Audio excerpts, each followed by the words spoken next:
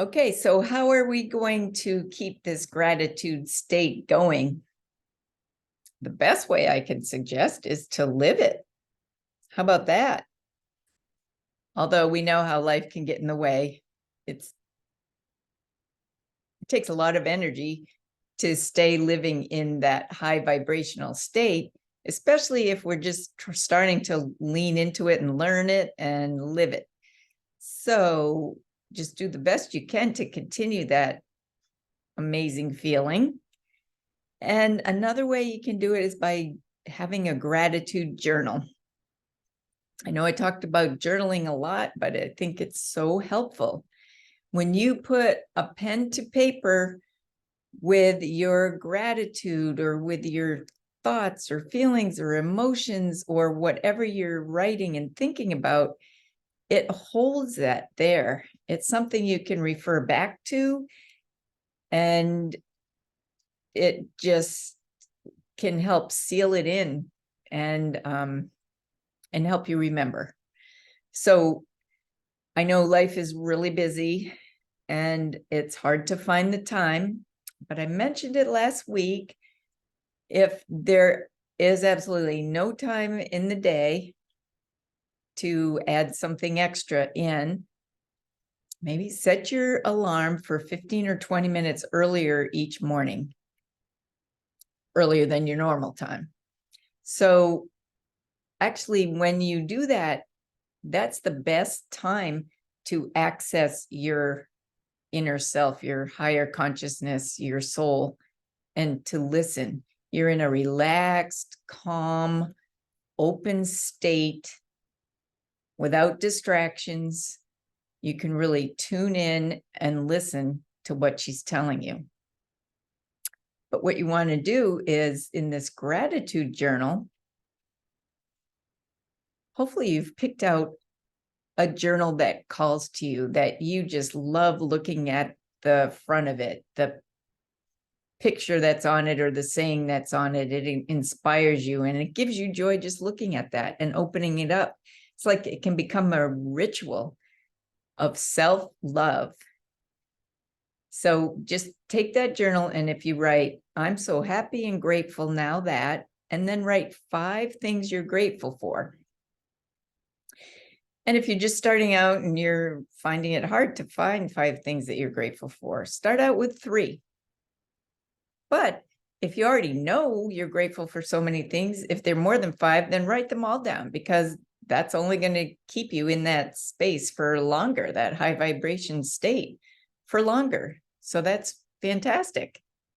And then after you're done writing them down, take another 5 or 10 minutes for you to just sit in silence and just be, and ask your soul self, what is the wisdom I need to know to get me through today?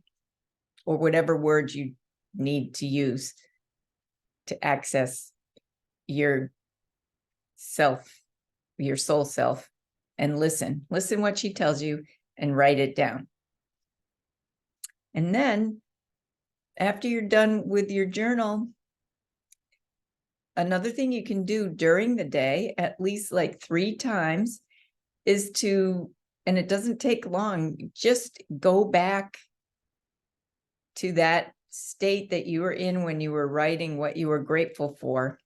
You can do this like on your way walking to the restroom or on a break or something, but 3 times a day, try to access that high vibratory state that you are in when you think about and remember those 5 things that you wrote down for gratitude. That will keep you in that high vibration frequency, to keep you steady in that frequency throughout the day, which will help you get through the day or through whatever you're doing at the time. So that's how a gratitude journal can help you. You can always even look at it in the evening right before you go to bed, because it's at your bedside. When you're in a relaxed state, you can write even what you're grateful for that happened during the day. So that continues it. You can write it in the morning and the evening, however it works for you. And I also suggest keeping another journal, your own regular journal. You can use this journal to work on your forgiveness practice, work on your writing down your emotions and beliefs and thoughts and why you're having those, what you think they're stemming from, just exploring all those issues that you're having, maybe writing down, not that you're having lots of issues, but just exploring the ones that you're writing down.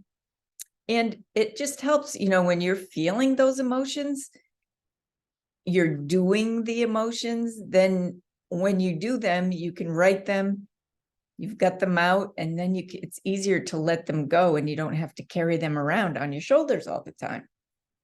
And also you can write down, certain situations or circumstances that are happening in your life at the time that may be causing you some stress or you just make you uncomfortable, and just explore those, how they're making you feel and what you believe and what other emotions it's stirring up inside of you.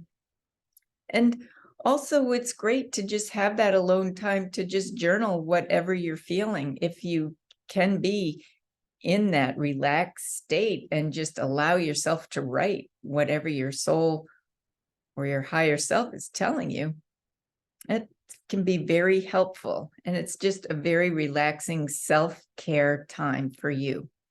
And you want to just make sure that you acknowledge and are able to write and express how you feel, and give yourself the attention that you need to work through those feelings, because this is going to just step up your game so much if you can eliminate some of those sabotaging negative beliefs that you have.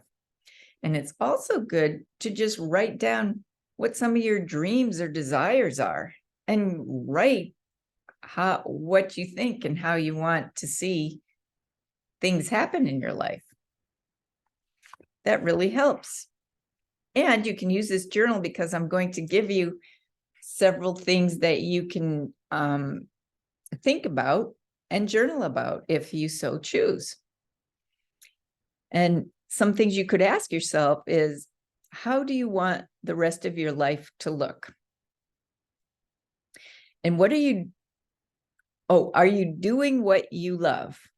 Or is there a longing that you have for something more? And what's important to you?